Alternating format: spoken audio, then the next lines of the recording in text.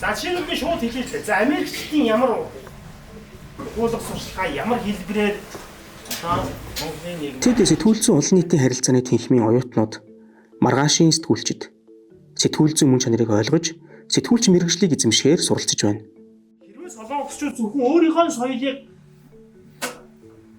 сурталчлаа дээдлэнийг бол ингэж явахгүй. Тийм биз дээ. Солонгос хүн болгонгол үгүй л гэж дээ. Тэгэхээр чин тэдэрт нэг өөр юм байгаад байна шүү дээ.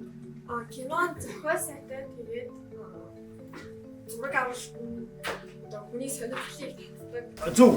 Маш зөв. Хичээл дуусгаж байгаа учраас оноо хайр найр гэж идэх хэрэгтэй.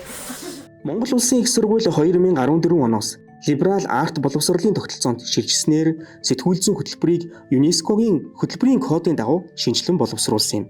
Оюутнууд заавал судлах мэргэжлийн хичээлүүдээс гадна өөрийн сонирхлоор бусад мэргэжлийн чөлөөт болон сонгон мэргэжих хичээлүүдийг судалж, хос мэргэжил эзэмших болсон билээ.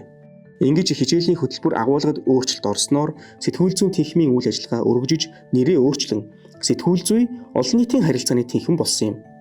Хэл мэдээллийн салбарт зөвхөн сэтгүүлчээр хязгаарлагдахгүй реклам, PR, олон нийтэд харилцах ажилтан бэлтгэж эхэлсэн.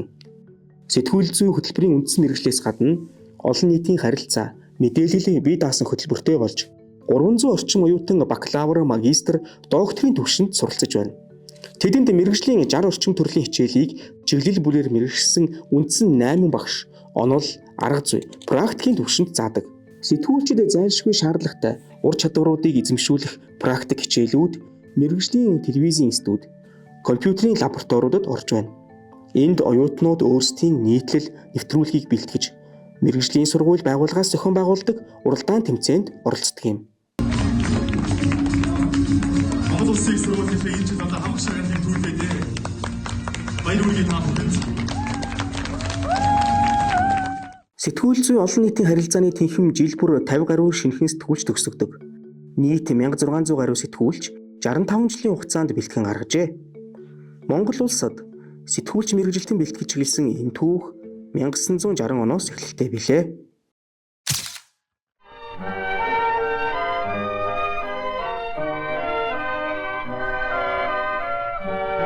Жараад оны хүртэл сэтгүүл зүйн мэргэжлийн бус практикийн шинжтэй, утга зохиолын авьяастай идэвхтэн бичигчид зохиолчдын хүчинд тулгуурлаж байлаа. Нам засгийн бодлогоор тухайн үеийн зөвлөлт холбоот улс Герман зэрэг оронд цөөн тооны сэтгүүлч бэлтгэсэн ч хүрэлцээтэй байсангүй. Нөгөө талаар Монгол улсын нийгэм, улс төр эдийн засаг, соёлын салбар өргөжинтэлж олон нийтийг мэдээллээр тогтмол хангах хэрэгцээ шаардлага үүссэн. Хэвлэл мэдээллийн байгууллагын тоо төрөл нэмэгдсэн зэрэг нь дотооддоо дээд мэргэжилтэй сэтгүүлчийг бэлтгэх үндсэн суурь болжээ. Монгол Улсын их сургуулийн хэл шинжилгээний тэнхимийн харьяанд 1960 оны намар нэгдсэн сэтгүүлчийн анхны анги 33 оюутантай байсан юм а. 30 хүүх оюутан элсүүлэх юм дээр 90 хэдэн хүн өрсөлдсөн байдаг. Тэгээ 33 хүн авсан. Тэгээ яг үеийн хэдэн хүүхдүүд одоо энэ баяр магна бид нар чинь 10 дугаар анги төгссөн 10 хүүхэд л байсан. Бусд нь цаад 23 дандаа ажиллаж байгаа тул ирсэн улсуудыг оруулсан юм. Ихтэй хойгоо 40-тэй ороод 44-тэй төгссөн санагдаад байт юм да юу. Хамгийн анхмууданд. Бүр анхны багш нь бол Должингой тэгээд сод багш. Төмөр чулуун цэрэн гуравшин цуг. Тэгээд мөнгө шаргал өгсөл тэдний дараа мөнгө шаргал өгсөл Ломноос их сургуулийн сэтгүүл анги төгссөн байсан баха. Тэгээд их сургуульд орсон тэгээд тэр дундаа сэтгүүл ангид орсон бол тэгээд насаараа одоо 60 жилийн үрсэл одоо амьдралаа. Миний 50 заяа байсан байлгүй. Энэ сэтгүүлч болсондоо бол ер нь одоо баяртай явдаг.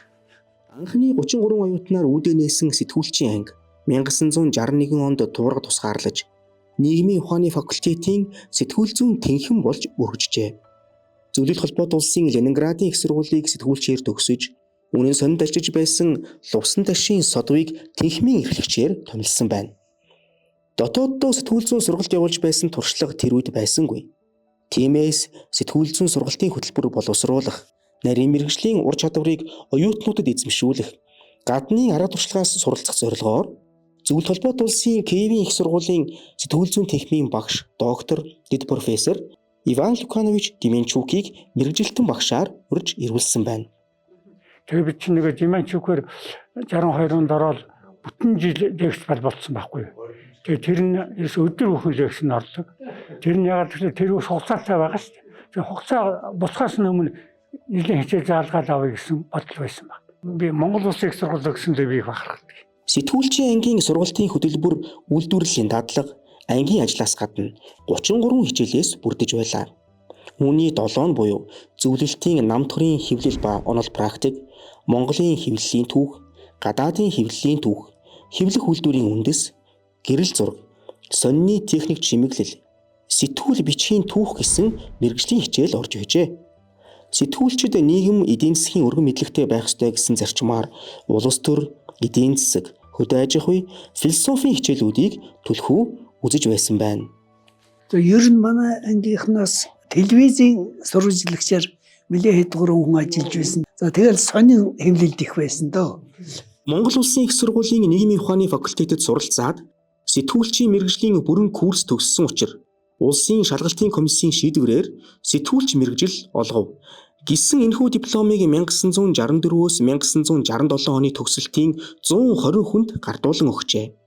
Хэдийгээр 4 удаа эсэлт авсан ч сэтгүүлчийн анги нээж мэргэжлийн анхны тэнхимийг байгуулсан нь Монгол улсад энэ чиглэлийн сургалт судалгаа явуулах үндэс суурийг тавьсан чухал алхам болсон юм. Ингээд 67 он хүртэл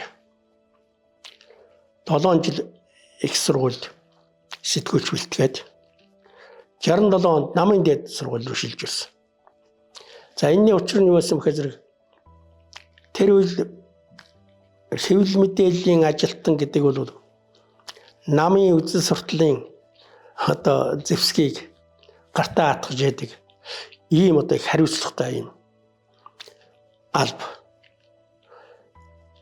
Тэгэхээр зэрэг 10 жилийн сургууль төгсөөд 4 жил сэтгүүлчээр сураад гарч байгаа хүүхдүүдийг тэр намын одоо хорц чухал зэвсгийг атгуулахад л бол арай жахан балчирдаад байна. Дор хаяж одоо намын хэвлэлд ажиллаж байгаа хүмүүс намын гишүүн байх хэрэгтэй. Тэгэхээр энэ ерөөсөө том хариуцлагатай ийм улсын ажилдаар ийм одоо төлөвшөөгөө тогтоогөө хүүхдүүдийг ажиллуулах боломжгүй байна гэж үзээд тэгээд намын дээд шилж байсан. 77 он хүртэл намын дээд сургуульд нийтдээ нэг 360 орчим сэтгүүлчийг бэлтгэсэн байдаг. Тэгээд 70-ад оны сүүлч үе болоход ерөөсөө сэтгүүлч гэдэг мэргэжил бол дэлхийн бас аль ч улс орнд их сургуулийн бүрэлдэхүүнд байдаг юм байна нэгд. Университетийнхээ одоо бүрэлдэхүүнд байх нь зүйтэй юм байна гэдээ эргүүлээд 78 онд сэтгүүлчийн сургалтыг их сургууль буцааж авчирсан.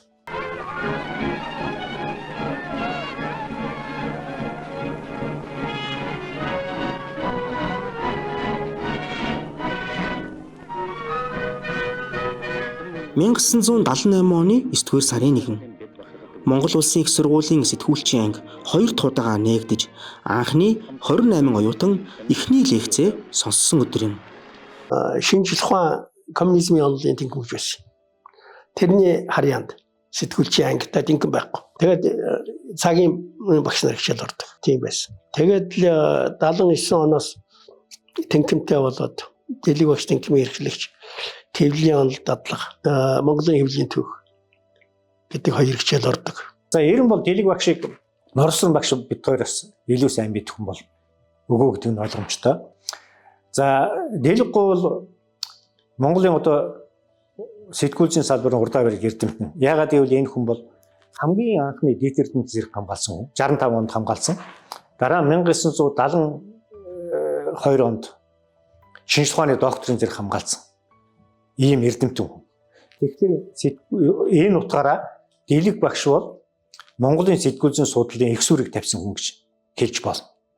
За ерөөсө 1895 оны Дорнод хязгарын амьдрал сонноос эхлээд 1970 он хүртэл Монголын сэтгүүлчийн түүхийг тэр чигээр нь 3 бот ном болгоод бичээд үлдээсэн хүн бол үгүй шүү дээ.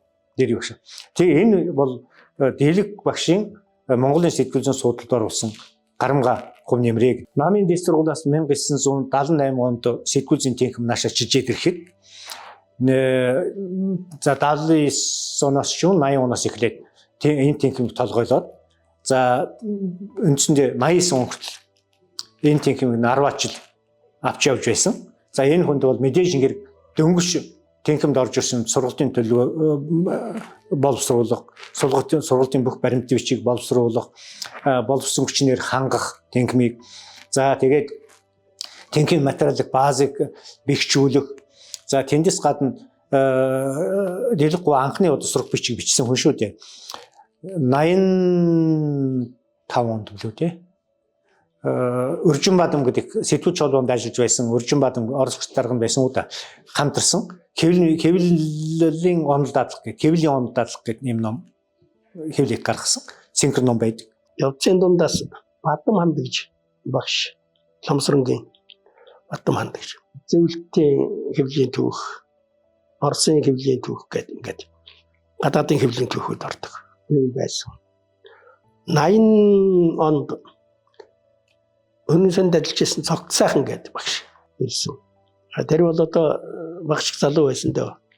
Тэгээ 81 онд Сул капел төгсөж ирсэн. 82 онд би төгсөж багш болсон гэх ийм л бүрэлдэхүүнтэй байсан.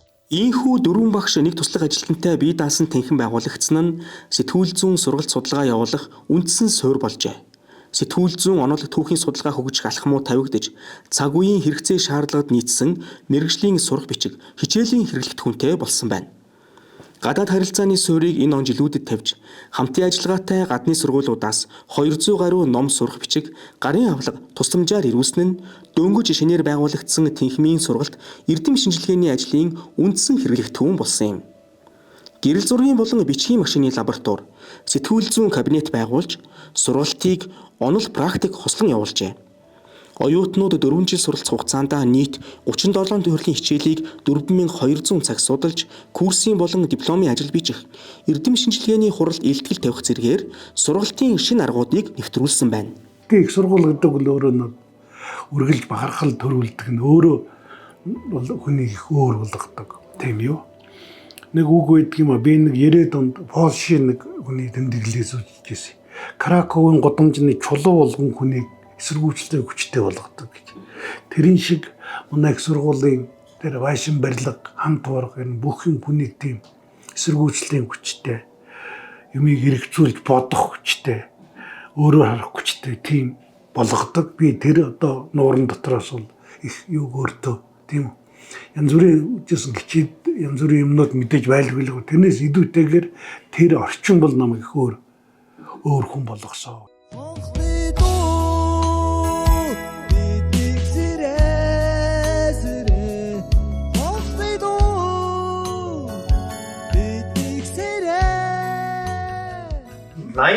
хүртэл бол Монгол Улсын их сургуулийн сэтгүүлч ангид бол элстэй авч байгаа. 87 оноос элстэй зогсоос 2 жил манай тэнхим Утган сургуулийн тэнхим харьяанд байж байгаа. За 1991 онд бол дахиад тусдаа сэтгүүлчийн тэнхим байгуулсан. Ингэж байгуулагдахад тухайн үеийн Монголын сэтгүүлчдийн холбооны удирдлагууд гол нөлөө үзүүлжээ. Маш олон хэвлэл мэдээллийн хэрэгсэлтэй боллоо. Сэтгүүлч боловсон хүчин хүрэлцэхгүй байгаа учраас сэтгүүл зүйн тэнхим тусдаа байгуулагдах ёстой гэсэн хүсэлтийг удаа дараа тавьснаар Монгол Улсын их сургуулийн ректорын шийдвэрээр 1991 оны 6 дугаар сарын 1-нд сэтгүүл зүйн тэнхим 3 дахь удаага бие дааж нэгдсэн юм. Хэвлэл мэдээллийн хэрэгслийн тоо нэмэгдээд чөлөөт гэвэл жинхэнэ утгаараа хөгжих ихсүр тавигдаад нэгэн одоо хэвлэл мэдээллийн салбарт маш олон нийгмийн бүх салбарт өөрчлөлт шинжил гарсан. За энэ үед бол ямар асуудал тулгамдсан бэ гэхээр сэтгүүлийн тэнхимд бол хоёр чухал асуудал тулгарсан. Нэгдүгээр нь багшлах болсон шинэ хангах асуудал тулгарсан. Хоёр дахь нь сэтгүүл зүйн сургалтыг одоо яг жинхэнэ чөлөөт хэвлэлдээ чөлөөт сэтгүүлч бэлдэж байгаа тийм орны сургалтын төлөвлөгөөнд нисүүлээд боловсруулах юм шаардлага гарсан. Тий, би 1995 оны 10 сарын 1-нд Монгол Улсын их сургуулийн сэтгүүл зүйн тэнхимийн өндөр босхийг одоо давсан. За мэдээж тэр үед бол манай тэнхим бол одоо Зүлхавил багш, Норов Сүрэн багш, Эрдэнэ Нийлэг, Гам Баяр гээд багш нар байсан. Тэгээ одоо сүүлд бол Хатан Баатар багш орж ирсэн. Тэгээд Хатанбаатар багш бол их тийм одоо уран зохиол, урлагийн ийм асуудлуудыг нарийн гүнзгий тэгээд одоо түүхэн талаас нь одоо их сайхан ярьдаг байлаа. За Зүлкэвэл багш маань бол мэдээж их зарчимж тий одоо ажлыг бол маш шуурхай хийдэг. Цаг тухайн үед нь одоо гүйцэтгэдэг. Тэгээд Зүлкэвэл багш тухайн үед би санаж яхад энэ үдээс хойш тэгээ яваад өгдөг. Тийм л одоо байсан. Тэгээд үдээс хойш нь бол би баг тэнхэнд ганцаараа залуу багш учраас маргаашийн хичээлээ бэлтгэх ийм одоо ажилтай. За Норон Сүрэн багш бол тухайн үед хэвлэх үйлдвэрийн даргыг бас авсарч хийжсэн. Хичээл цагаас гадна. Тэгээд бол үе үе одоо орж ирдэг. Тэгээд одоо би бас Норон Сүрэн багшийн тэр ном тэрээр нь бол бас мэддэг. Ийм л одоо байсан та. Энэ үед Эрдэнэ бэлэг, инх туяа, буян нэмэх, чойсом гэсэн багш нар тодорхой хугацаанд Тэнхмийн үндсэн багшаар ажиллаж, Баасан Сүрэн, Наран Жаргал, Батмүх, Лутанаар өөрсдийн мэргэжсэн чиглэлийн дагуу цагаар хичээл зааж байлаа. За би 1991 онд Монгол Улсын их сургуулийн сэтгүүл зүйн ангид элсэн орсон. 1996 онд төгссөн. Нэг жил бас жилийн чөлөө авч тухайн үе одоо нийгмийн шаардлагаар бид бүхний одоо хөвчөж хил занслаа. Ганцхан 8-нд бас явж ирсэн. Тэгээд сэтгүүл зүйн энэ дэнхэм суралж байгаа хугацаанд бол сэтгүүл зүйн онол суур мэдлгүүдийг олж авсан.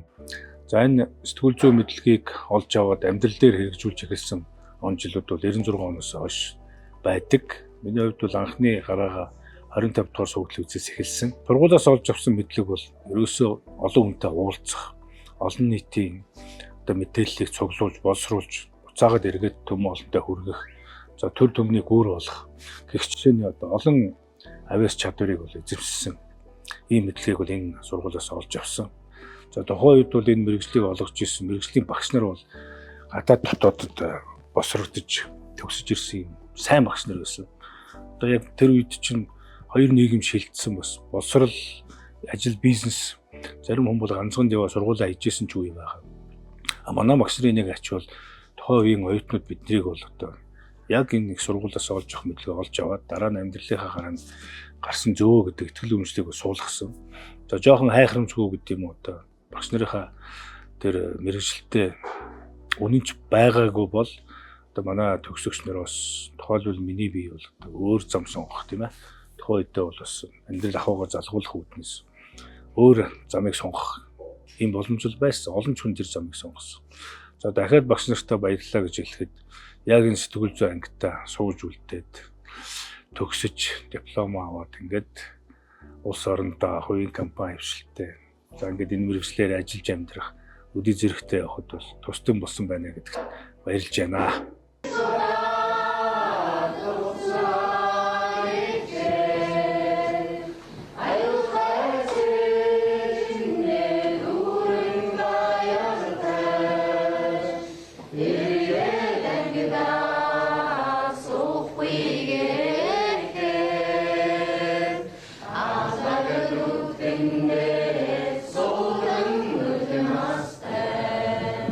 Нийгэм цаг үе өөрчлөгдөж, олон ургалж үзүүлэх чөлөө төвлөлийн үзэл баримтлалд тулгуурласан Монголын онцлог тохирсон цоошин сургалт судалгааны онол арга зүйг боловсруулах шаардлага энэ үед урган гарсан. Тиймээс Монгол Улсын их сургуулийн сэтгүүл зүйн тэнхэм, Америк нэгдсэн улсын Мизуригийн их сургууль, Монгол дахь Сорсын сангийн салбартай хамтран 1998 онд сэтгүүл зүйн сургалтын өнөөгийн байдал тулгамдсан асуудал, 1999-өөс 2001 онд сэтгүүл зүйн сургалтын агуулгыг сайжруулахын сэдэв төслийг амжилттай хэрэгжүүлсэн юм. Ерөөсөө 2000 оноос эхлээд манад бол сэтгүүл зүйн тийм сурах бичиг бол ээлж дараатаагаар ингээд бэлдээд эхэлсэн. За 2001 он гэхэд бол 2000 89 оноос эхлээд миний сэтгүүл зүйн онлайн үндэс гэдэг анхны одоо хоёр дэвтэр сурах бичгийг гарсан. За тэрэн дараагаар нөгөө сэтгүүл зүйн дүүх гэх мэт янз бүрийн одоо чиглэлийн сурах бичүүд бол бэлдээд эхэлсэн. За төслийн хүрээнд бол кит гэдэг нэг тийм гарын авалгыг бэлдээд эхэлсэн. Гэх мэтэр өөрөөр хэлбэл яг өнөөдөр манай сэтгүүл зүйн сурж байгаа өсөж байгаа бүх сурах бичгийн 90-95% бол сурах бичиг бол бэлэн болсон байна. Намайг анх багшуулж байхад бол Монголын сэтгүүл зүйд монгол хэлээр яг одоо энэ өрний онолыг авч үзсэн ганцхан ном байсан. Тэр нь одоо Зүлкэвэл багшийн Сэнхэр хэвлэл мэдээлэл өөрчлөлт шинжилтэд нэг юм ном. Өөр ном байгаагүй. Тэгээд 96 онд бол Норовсрын багш төв бичлэгийн төрөл зүйддэг номоо гаргасан. Жахан сургуулийн шинжтэй тэр 94 онд хийсэн бол бараг л жанрын талаарх анхны нэлээд олон зүйл багтаасан жахан зохицол маягийн тийм юм гарсан юм л да. За дээлэг багш бол Монголын сэтгүүл зүйн түүхийг үндсэндээ 70 он хүртэл бичжээ. За тэр дотор бол ерөөсө цэвэр тогтмол хэвлэлийн түүхийг бичсэн. За тэн дээр миний нэмсэн юм юу гэхээр зэрэг радио, телевиз тэгээд одоо энэ мэдээллийн агентлаг, гэрэл зураг, баримт кино гэдэг ч юм уу сэтгүүл зүйтэй тухайд холбогдож ирсэн. Энэ бусад предметүүдээр баяжуулт залгамжилсан үндсэн одоо тогтмол хэвлэлийн түүхийн үндсэндээ 2000 оны гартал цааш нь үргэлжлүүлсэн. Тэгээд 2000 он гэхэд бол одоо манай та Норовсрын багш зүйл Кевин багштай миний найз Чойсан бид дөрөв бол ерөнхийдөө сэтгүүл зүйн олон улсын сэтгүүл зүйс бусад бүх асуудлыг сургалтын сорох хүчийг тэр унших хүчийг их хэрэглэх түүнийг бол одоо бичсэн байсан л да. Тэгээ Чойсан маань бол одоо тэгж одоо яг тэргээ нэг үгээр хэлэх юм бол тэр бичлэгийн одоо ур чадвар тийм ээ найруулга зүй гэдэг тал дээр бол илүү одоо бүтээл төрүүлээ хийсэн. За өөрөө ч одоо сонины мэдээгээр Монгол сонины мэдээ гэдэг сэдвээр докторийн зэрэг хамгаалсан. За тэгээ энэ бичлэгийн төрөл зүйлийн ур чадвар, хэл найруулга тэгээ тэнд байгаа янз бүрийн одоо логикийн алдаа энтер гэл тийм ээ энэ асуудал дээр бол их чамбай бүтээл хийсэн. Одоо ч гэсэн Чойсан бандын маань энэ талын бүтээл төрүүлийг бол одоо энэ сэтгүүл зүйн оюутнууд суралцах сэтгүүлчд бол бас уншиж хардаг л да. Энэ Чойсан бас тийм энэ яг энэ талаар бол тийм нэлээд судалгаатай чамбай бүтээл бол сараахан байхгүй л байгаа. Тэгэхээр тийм одоо байлаа. Дээрээс нь Чой маань бол ёс зүй сэтгүүлчийн ёс зүй тал дээр бол бас нэлээд одоо бас ажиллаж исэн.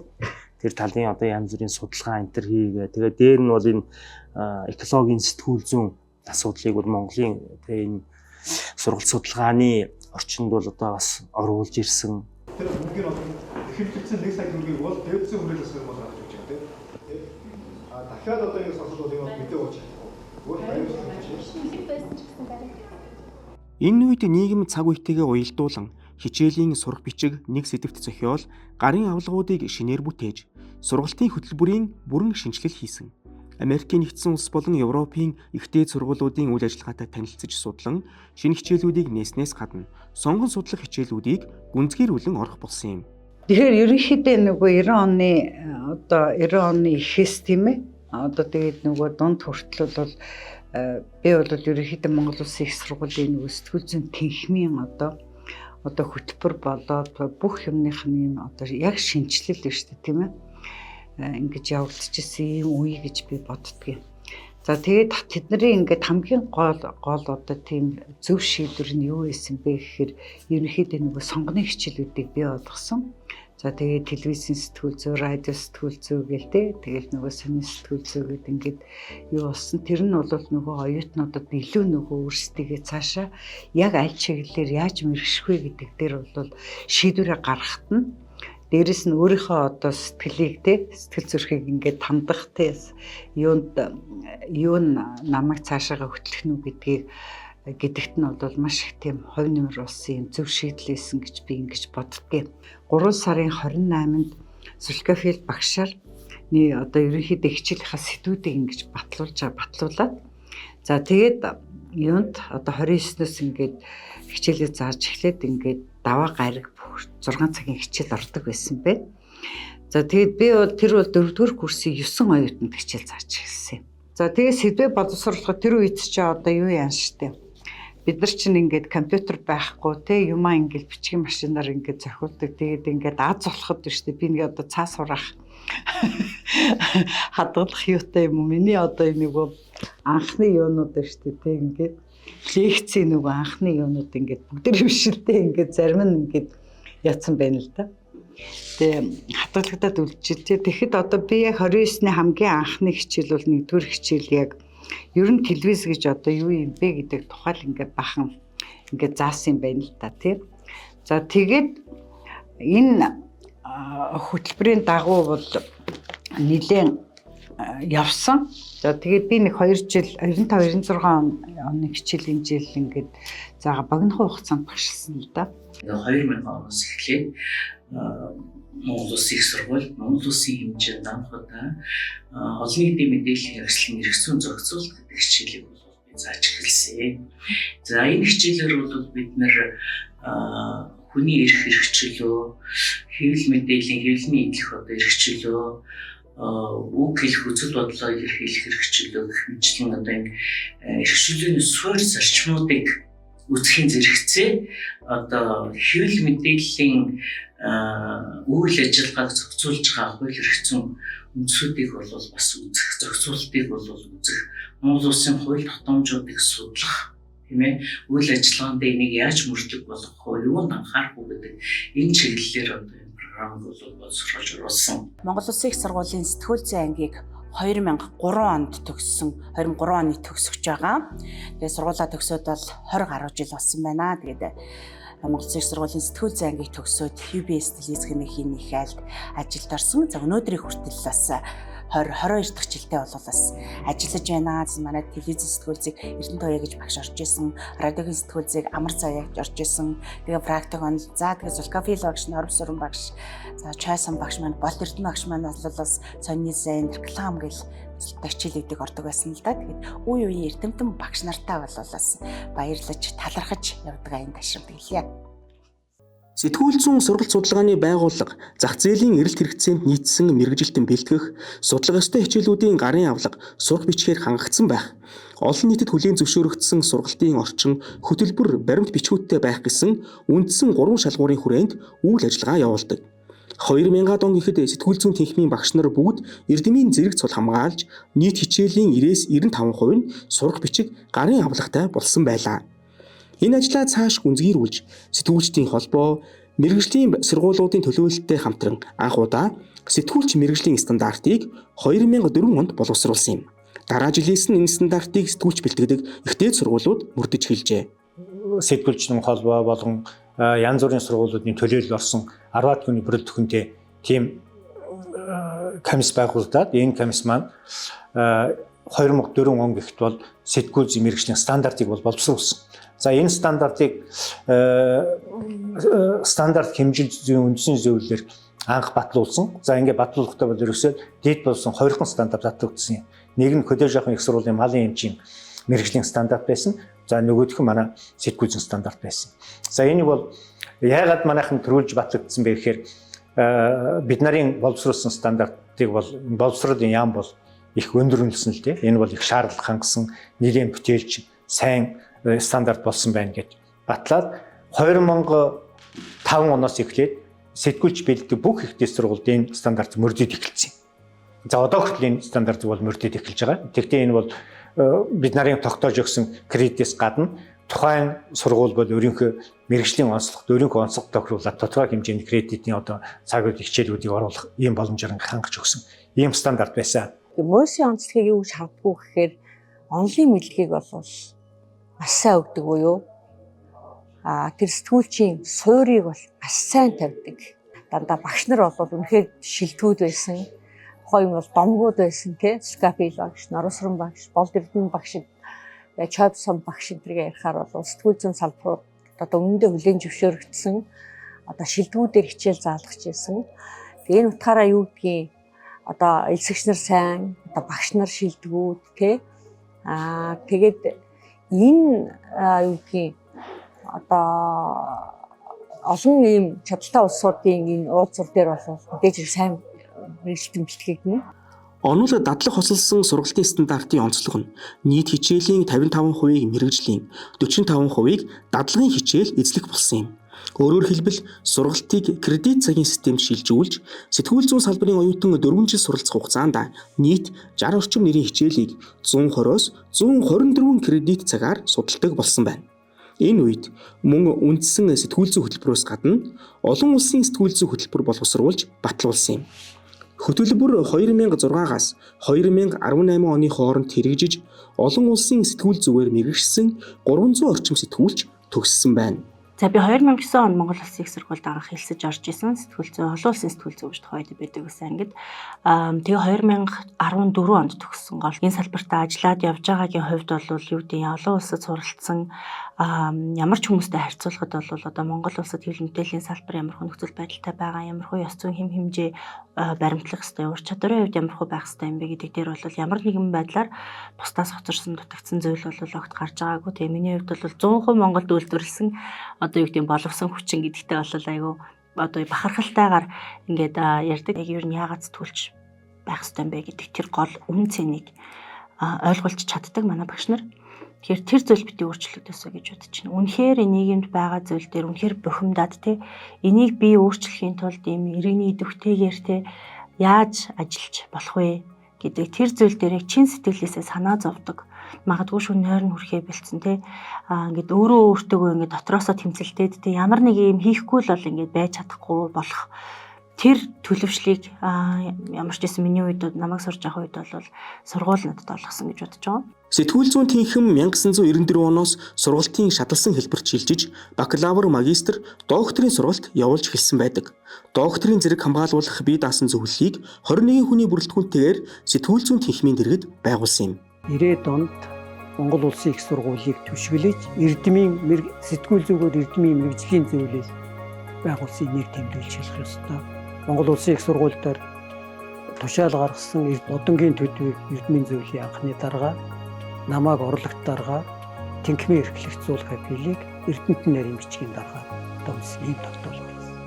Энэндээс бидний Эрдэнэтний эднийг дотроо нөгөө оюутан бэлтгэдэг байсан бол одоо Эрдэнэтэд бэлтгэдэг болох гэж байна шүү дээ. Энд зам нь эхэлсэн юм аа. 2001 онд Монгол Улсын их сургуулийн сэтгүүл зүйн тэнхимийн дэргэд сэтгүүл зүй эрдэмчилгээний бичих гэд нэрлэж байсан. Сэтгүүл зүйн тийм эрдэмчлийн сэтгүүл бол гарч эхэлсэн.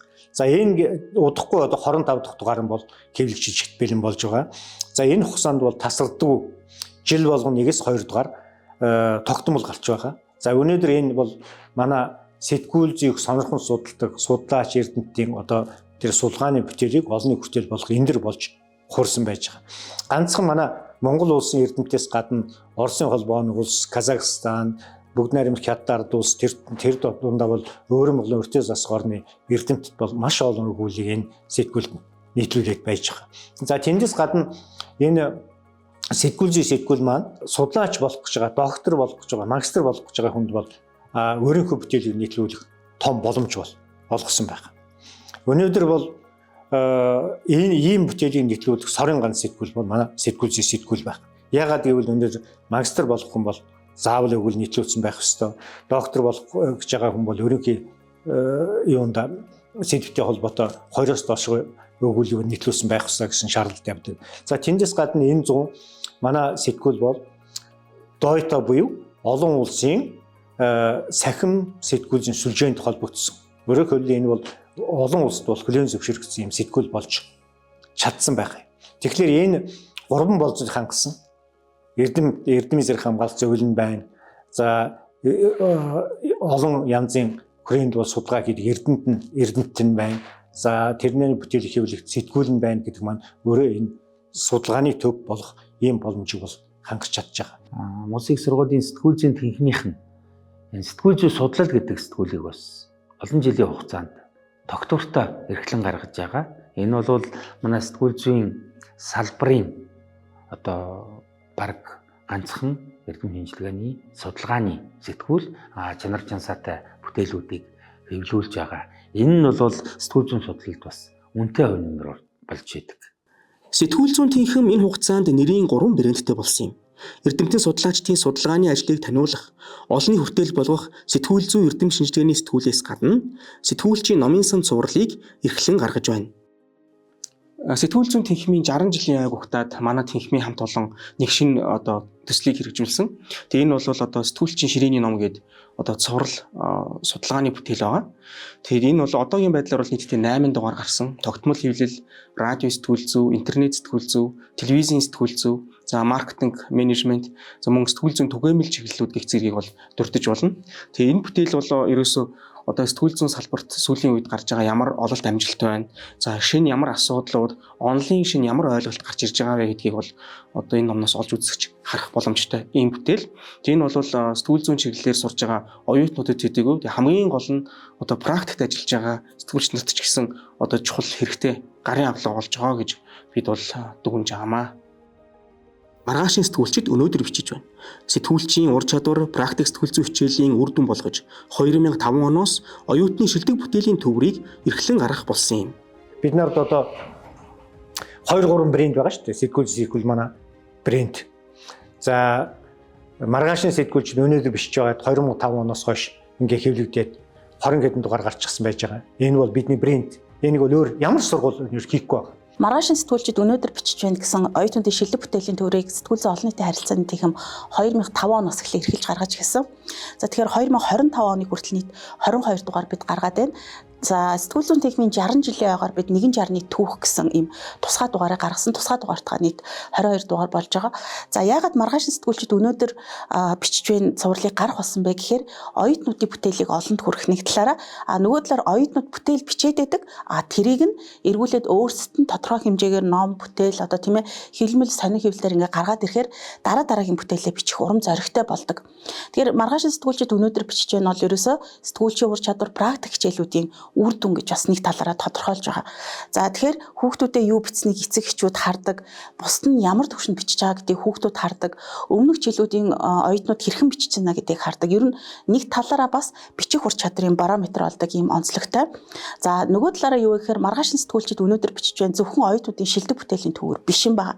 Эргүүлээд ирээдүйд ямар сэтгүүлчид бэлтгэж байна гэдгийг мэрэгжлийн салбарын эндээс харж яадаг. Тэгэхээр цөөнгүй тохиол байгаа. Маргаашийн сэтгүүлчид өнөөдөр бичиж байна төврийг авсан мэрэгжлийн редакцийнхан энэ оюутан чиг сайн бичдэг юм байна. Бидэнтэй холбож өгөөч. Бид энэ оюутныг ажилд авах юм байна гэсэн санал бол нэлээх тавьдаг ийм онцлогтой төвөр байгаа. За 3 дугаарт юу вэ гэхээр маргаашийн сэтгүүлчид өнөөдөр бичиж байна гэдэг бол сургууль оюутнуудыг, багш оюутнуудыг холбосон ийм нэг холбоос болдог. Хэдэн жилийн дараа ч гэсэн оюутнууд яадаг гэхээр маргаашийн сэтгүүлчид өнөөдөр бичиж байна уулзсан дээрээ ирэхээр энэ бүтээл бол үнэхээр манай ангийнхныг тухайн үеийн цаг орчин нөхцөлийг харуулдаг ийм бүтээл болжээ гэж ярьдаг. Тэгэхээр маргаашийн сэтгүүлчид өнөөдөр бичиж байна бол ерөөсөө сэтгүүл зүйн чиглэлээр суралцж байгаа сэтгүүл зүйн олон нийтийн харилцааны техникийн оюутнуудын хувьд суралцж байх хугацаанд гаргадаг хамгийн анхны бүтээл нь нөгөө талаар олон жилийн дараа эргэж харах гол дурсамж болдог ийм онцлогтой төвөр байгаамаа.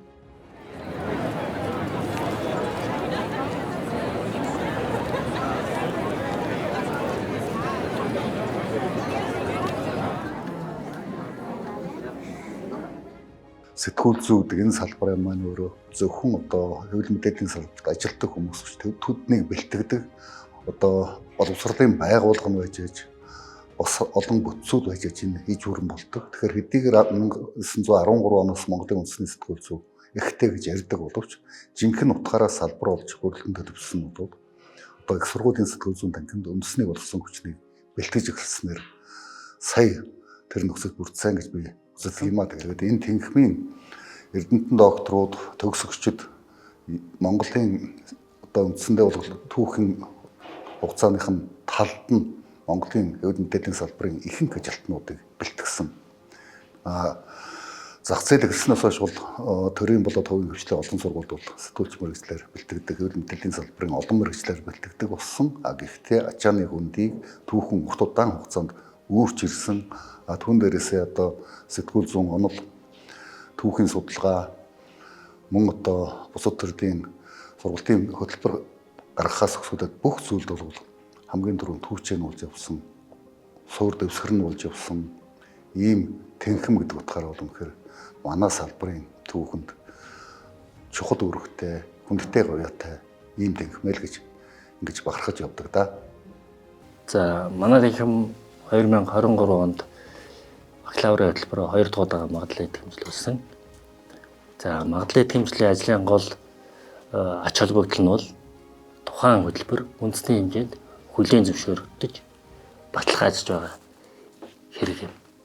Тэгэхээр юугаа ямар чанараа баталгаажуулж авч байгаа вэ гэхээр нэгдүгээрт сургалтын чанар, хоёрдугаарт нь сургалтын агуулга, багшлах хүчин. За дээр нь сургалтын орчин.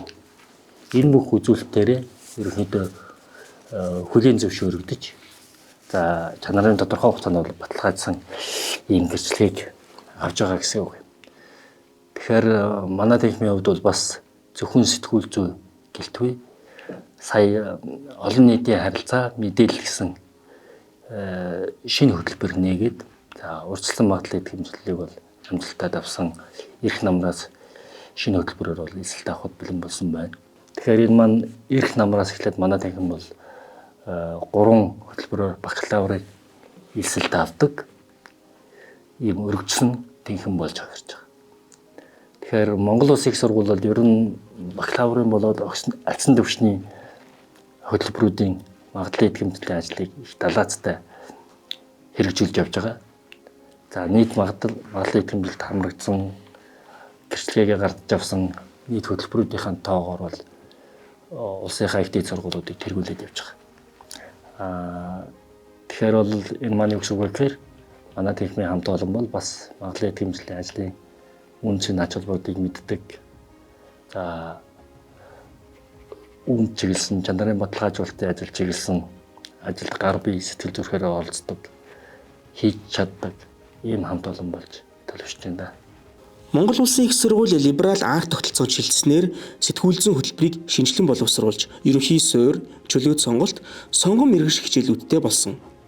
Хөдөлмөрийн зах зээлийн эрэлт хэрэгцээтэй уялдуулж, сэтгүүл зүйн хөтөлбөрийн зорилго, хүрэх үр дүн, төгсөгчийн эзэмших мэдлэг, ур чадвар, хандлагыг тодорхойлон сайжруулах, хичээлийн агуулга хөтөлбөрт тусган хэрэгжүүлэх алхам удаа дараа хийгдсэн юм. Сэтгүүл зүйн ёсны хичээлийг би ер нь манай кейс дээр тулгуурлаж ярьж байгаа. Олон улсад одоо тохиолох юм бол сэтгүүл зүйн ёсны үндсэн зарчмуудыг заалаа гэхэд энэтэй холбоотой олон улсад гарсан сонгодог жишээ кейсүүд нь юу гэдэг энэ дээр яагаад энэ асуудалтай холбогдож байгаа яаж зохицуулж байгаа.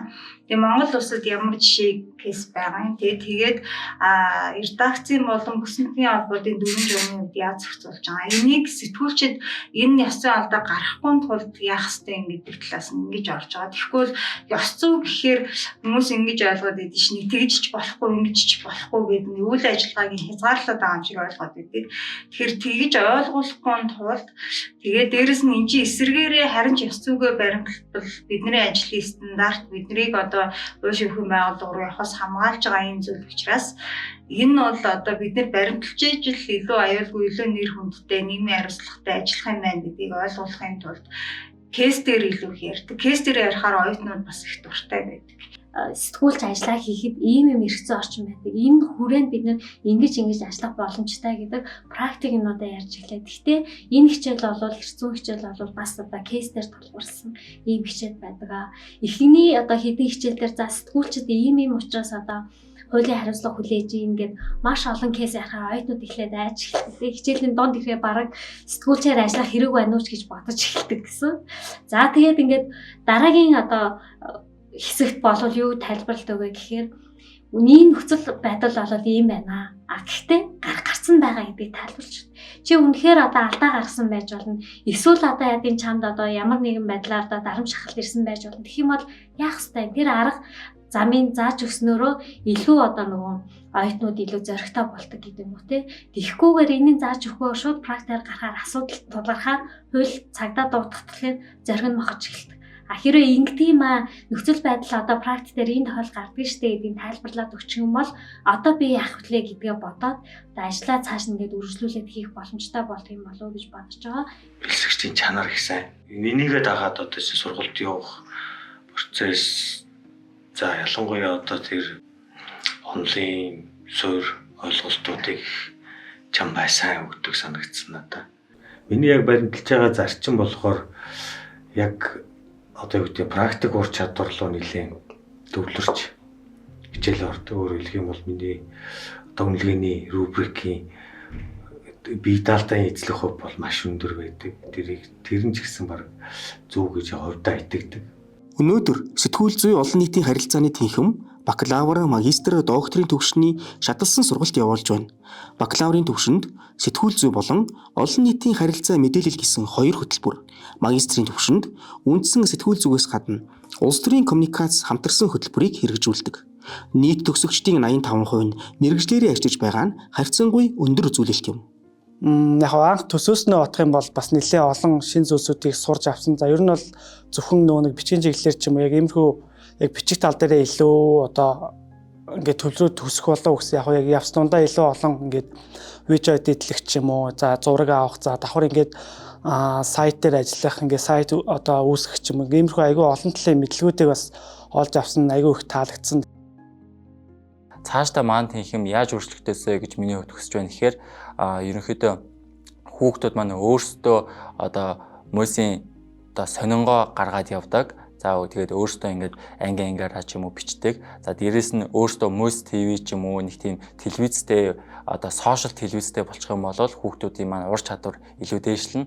Зөвхөн одоо өөрсдөө бүтээл хийчээ тэрийг хадгалаад байхгүйгээр сошиал медиа дээр ч юм уу явуулаад тэгээд мөсийн эргэн тойронд болж байгаа зүйлсийг мэдээлээд явах юм бол өөрсдийнх нь ур чадвар ч гэсэн дээшлэн. Дараа нь ингээд дадлага гарахад ч гэсэн өөрсдөө практик дээр нэлээд ажиллаад хичээл дээр хийцэн болохоор бол үр дүнтэй гэж бодож байна.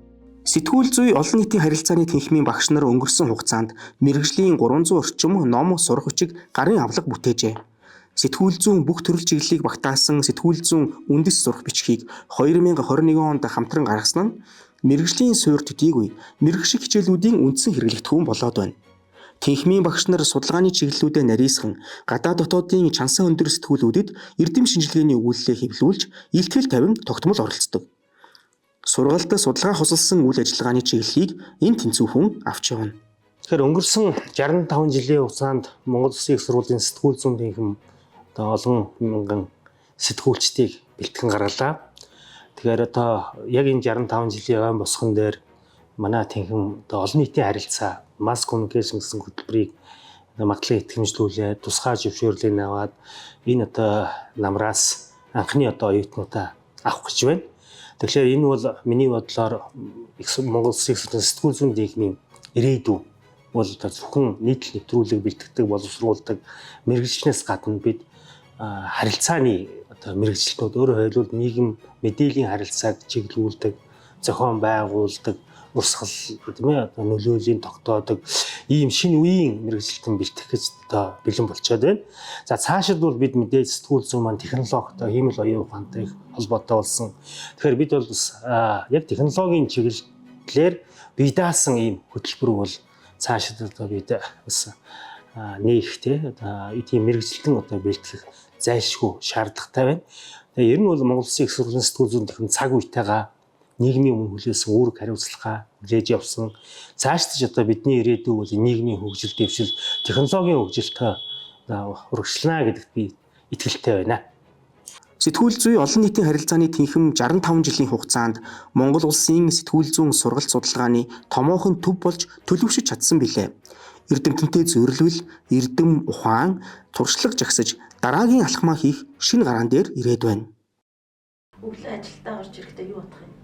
Өглөө ажилдаа одоо би чинь хамгийн баг ихт орж ирдэг хүн байна. 6 мөргөн өнгөрөөл ороод ирдэг. Тэгээ орж ирэхэд сайхан дулаахан штэ нэг гоё юм. Манайх чи пүнк гээл нэг сайхан тухтай. Одоо ажил дээр хамаг цагаа өнгөрөөдөг над чи хүнд бол 2 дахь гэр шиг л байдаг штэ. Өдрийн хамгийн гоё юу? Яг хичээлээр тултал орсны дараа оюутнууд бас ингээд амар гоё хичээлээ сайн орохоор баяртай нүдэнд нь одоо оч гэлцэж идэг. Тэгэж лекц орсны дараа маш гоё аз жаргалтай болдог. Тэгээ сүүлийн үед одоо бас оюутнууд хичээлээ сайхан заахаар багш нарт нөгөө алга ташдаг болсон байна. Тэг хичээлээ заагаад дуусаад заа баярлалаа хичээл дууслаа гэхээр бүгд алга ташдаг болчихсон. Тэгээд энэ бол бас багш нарт их урам зориг өгдөг юм байлээ.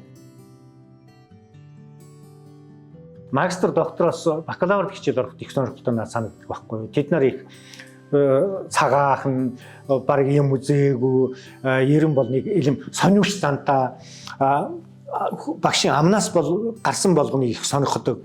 Тэгэхээр энэ бакалаврд над хичээл орсон илүү надад их сонирхолтой санагддаг.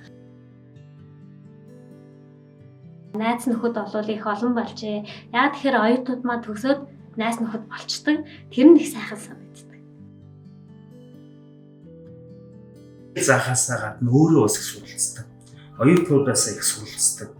Яг л тэр оюутнуудын тийм ээ хэлж ярьж байгаа тэр санаа тэр одоо бодол бол бас тий миний хувьд бол огт мэдээгүй ойлгоогүй тийм асуудлыг ч одоо хүндс суудаг ийм жишээ тохиолдол зөндөл байдаг л да. За юу хамгийн их сэтгэл хөдлөгдөг вэ гэхээр анхны бүтээл за алтан үзэг зэрэг оюутны наадамд оюутнууд маань бүтээлээр оролцоход хамгийн их сэтгэл хөдлөдөг. Тэгээд хэдвэр оронд орох бол ер нь манай оюутнууд ямар байгаа бол ямар бүтээл нь илүү хүмүүс таалагдж байгаа бол ур чадвар нь ямар байгаа бол гэд оролцож явахт нөгөө дээлний сахын бүрхэн гэдэг шиг сэтгэл хөдлөө сууж идэг. Тэр л хамгийн сайхан байдаг. Атнатны гэж үлээ гэсэн нор усран багш гэдэг юм байх. Тэгэхээр эн чинь энэ дэнгмийн надад хайрлсан одоо алдар нэр юм а ижлэн гэж боддоо шүү дээ.